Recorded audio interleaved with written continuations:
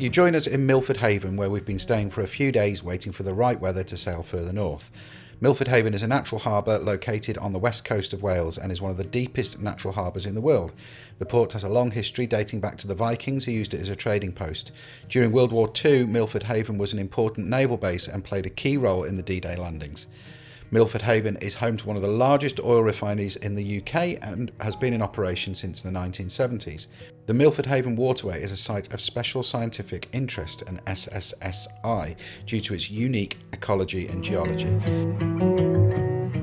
On this leg of our delivery trip, we have to leave Milford Haven in the pitch dark and make our way down the busy shipping lanes to get out into the Irish Sea and St George's Channel, so we can head north again and point towards the gorgeous Welsh village of Pwllheli, where I've been based as a paramedic for the past few years. Setting out from Milford this morning, from Milford Haven. Melissa and Jack went home by car last night, so Mike went down to Nos for a few days, fetched our car back to here. So Melissa and Jack were taking the car up north because it's 11 hours by train to come to fetch the car. So they've gone that way. So this leg of the journey from Milford Haven, past Skomer Island, past Ramsey Sound and straight up to Pwllheli, we're going to do in one hit, and that's something like 97 miles. And Melissa and Jack have jumped off for that one, so we're setting off dead early. It's 3 AM. There's a lock out of Milford Haven and it's free flowing through the lock from 3:30 in the morning till 5:30, so we want to get round through the lock and gone as quickly and as early as we can. So it's just the three of us, me, Mike and Andy.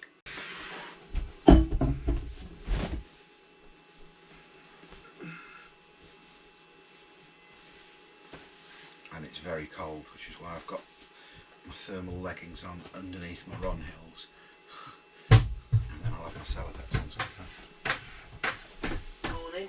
Morning. Kettle's on. How's your new fully functioning aft toilet? Tight. It's a bit small, isn't it? Tight to say the least, so it's great for Jack. Yeah, great for the kids, but too small for an adult. I couldn't have been. Well, Yeah. I was struggling, so Yeah. Andrew would be struggling again. Yeah, really good aim. Yeah. I'm really topped up, so I think it might be really cold back there, but I'm not sure. Yeah, same. It feels like it's probably absolutely freezing out there, although, like you said, I've not actually checked. It's feels nice and warm in here. Melissa rang me at 3 o'clock to wake me up. No way. She stayed up till 3 to wake me up to make sure that we were alright. Do you know, that's the sort of thing my wife would do as well.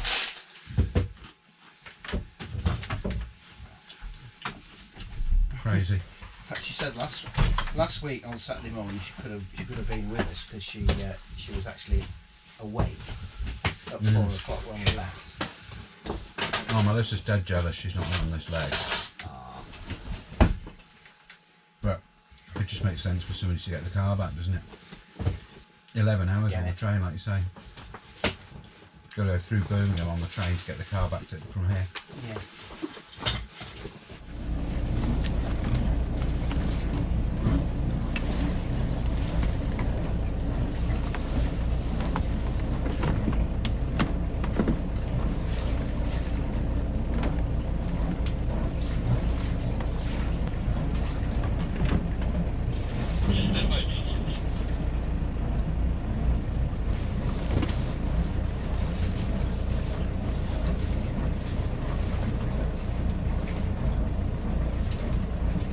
Oh yeah.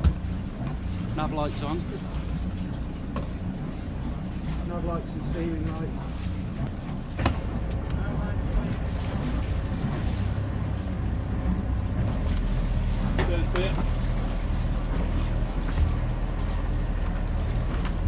We're away again.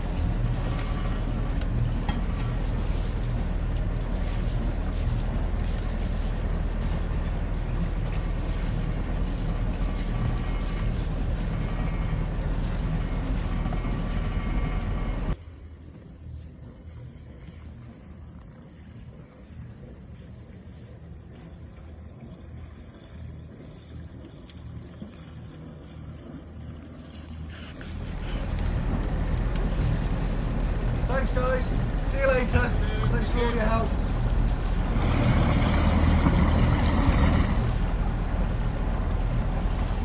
Get it off here.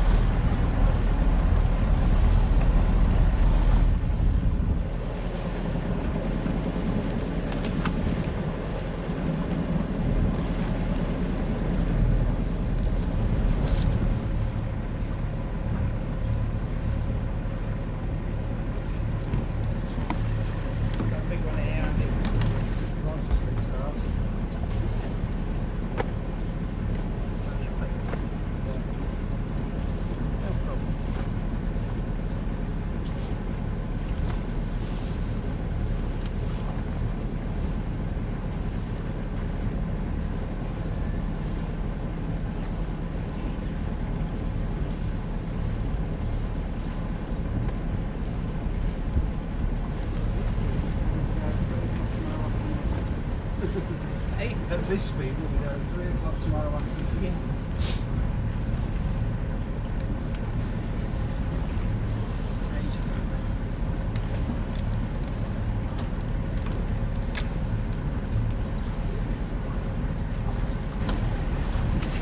Thanks very much. You on duty tomorrow? I'll ring you tomorrow. Okay. Thanks, bye. I've just done the first 2 hours, so that's the end of my watch. We're doing 2 hours on, 4 hours off. So I'm going to go and get my head down for a few hours. Mike's taking over on the helm, and then we're just going to switch round because it's just me, Mike and Andy at the moment.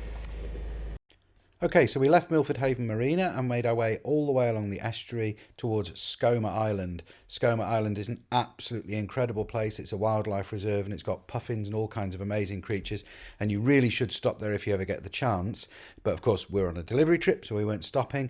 Now you can see the kind of gap there between the mainland that's on the right hand of the screen now and the island. That is a sound called Jack Sound, where there's a really bad tidal race, but we skipped round the outside of the island instead of going through, and went round the outside of the island there, all the way across St Bride's Bay, and straight the way up to Ramsey Sound, which is between this Ramsey Island and the headland there. So at this point, Mike was on the helm because I was fast asleep. So he got this footage for us, which was really, really cool. And thanks again to Mike and Andy for helping out on this leg of the trip and for so much else as well. You can see the tidal race through Ramsey Sound there is just crazy. After Ramsey Sound, it's a straight run all the way up in a direct line through passing St Tidwell's Islands there. There's St Tidwell's, all the way to Pwllheli Marina. And then this is another shot here of the just crazy tidal races that you get through Ramsey Sound. It's really wide, as you can see, and you've got plenty of depth, so it's not really a worry, but you wouldn't be able to go against a running tide through there. It goes through it there at some stupid speeds, so we still have the tide with us. I've come back off my watch. We're just going to try and get some more sail off. Rather than motoring dead into wind, we're going to put in a little bit of a close haul one direction and a close haul the other.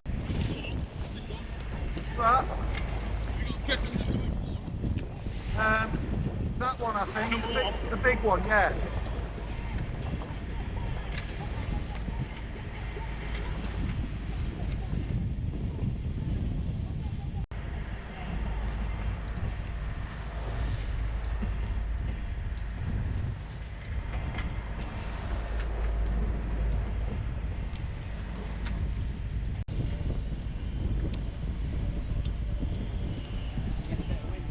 A little bit, we're just putting the Genoa up with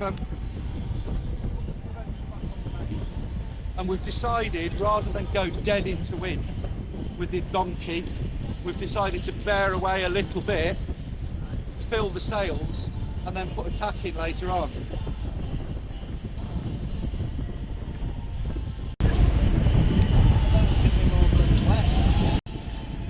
Yeah, I think it is later.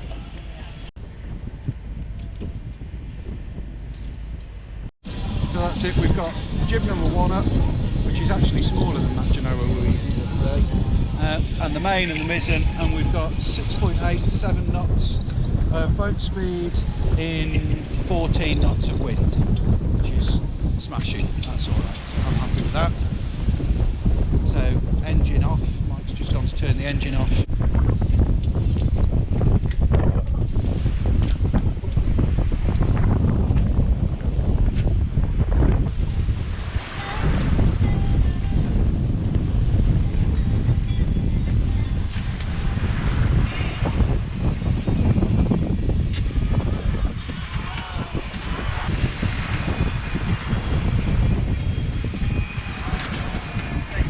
Well, it's turned into a little bit of a tedious passage. It's just following sea and dead downwind, so it's one of those kind of quite difficult to steer, because every now and then a big wave will pick you up and want to skew you off.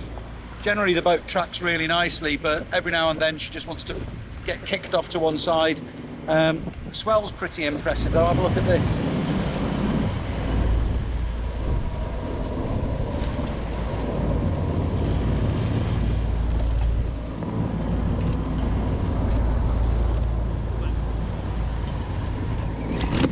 Well, we're still going. It's now, what time is it? 10 to 5 in the evening, and we're approaching St Tidwell's Sound, which is about an hour away, hour and a half, and then from there it's only another hour into Pwllheli, so we're not a million miles off now. Sun's starting to go down. I'm hoping to get through the Sound before dark, because that's the only kind of narrow section. After that it's dead easy, and Pwllheli's well lit, so there'll be no problems there. We're just topping up the diesel again, because we've only got that small day tank at the moment. It's been a fairly boring journey, this one, and it always is. I've done this particular passage many times and it's never terribly interesting, because you're just in the middle of the St George's Channel, in the middle of the Irish Sea, and there's not a lot to see. But there's a huge amount of following swell, which is making steering difficult, as you can tell, but otherwise I mean, that's quite entertaining, but otherwise not a lot to see, guys, I'm afraid. Next check-in, I suppose, will be somewhere near Pwllheli. So really this is my home. Well, not quite home in terms of where Ocean Melody will be staying for her upgrades and fit out, but this patch of water is where I learnt to sail a keelboat. I started out on mirror dinghies and GP14, but my first proper keelboat as such, I'm proud to say, was a Pandora International 22, a truly fantastic little boat called Millin. I brought Millin from a local sailing legend called Gwyndaf. Gwyndaf basically taught everybody in this area, and I'm proud and honoured to call him my mentor and my friend. Couldn't be happier, Gwyndaf. Both my oldest children, Emily and Stephen, grew up sailing on Millin, and after that my heartly 30 called Morning Sun. Together we spent countless days sailing and exploring this piece of coastline from Barmouth to Bardsey, using Pwllheli as our home port. So with some emotion and a not insignificant lump in my throat, that I once again traversed the stretch of water between St Tidwell's Islands and Pwllheli as the sun set and night closed around us. We're nearly at Pwllheli. We've just taken the main and the mizzen down in 39 knots of wind. 39. That's serious stuff. It just blew up out of nowhere. We knew it was going to get windy later tonight, so we were anticipating it a bit. We got no genoa up, thank goodness. We're just coming in with the main just for a bit of stability, but it just blew up out of nowhere. In the space of 3 minutes it went from 15 knots comfy sailing to 39 knots, all hell broke loose. So it was quite fun, quite exciting for a few minutes there. Just don't really want that for very long. Fortunately it's calmed down again a little bit now, so we're just looking for the fairway markers. There's no point me trying to show you on the camera, you wouldn't see a thing. It's dark and GoPros aren't great at night, and I'm not getting the Sony out because we're just getting covered in spray. Just waiting for Dad to come in, aren't we? Yeah. It's cold and windy. Can you see their light coming? Yeah. You can see the steaming light coming through the masts. I think they're going to turn around and come in this way. Oh, it's really cold. I'm getting really bad pictures.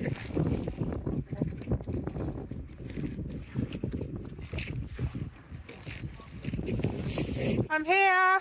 Hello.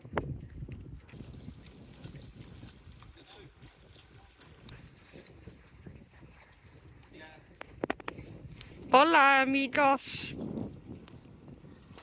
We're in. What were you saying? I was saying, windy was saying like 10 to 12 knots. Yeah. But XC weather was saying gusting at 23 in Pwllheli. It's interesting, the Salty Lass girls say, forget what the wind says, just go, whatever the gust says, that's what it is. Yeah. If it says gusts at 26, Yeah, it's but 26. What you're saying is windy wasn't saying anything about gust. No.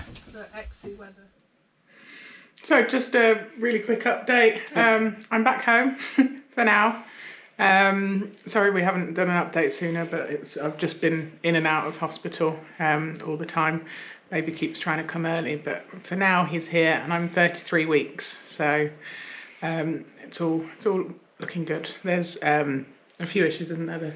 Well, not a few. He's measuring a bit small, so they're talking about evicting him early. So we've been trying to keep him in, and now they're talking about getting him out. Because his chance might be a little bit poorly, but yeah. So yeah, they're talking about getting him out over the next sort of week to 2 weeks. Yeah, maybe sometime very too soon. So, but yeah, We've got a scan tomorrow, so it might be that if he's small on the scan and they don't think he's getting what he needs from the placenta, then they'll get him out tomorrow or Wednesday or something. Potentially. They're hoping to keep him in till 37 weeks. So fingers crossed, but we'll keep you posted. But obviously if for any reason there's a delay in one of the episodes, it probably means that I've had the baby. So, but we'll keep you updated as soon as we can. Thank you. Thanks, guys. Bye.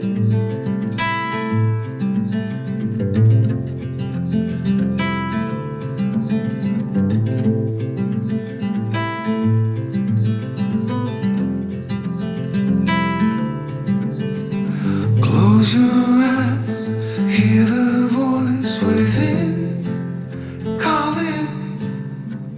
This heavy load got under your skin, hauling. You got the white knuckles holding.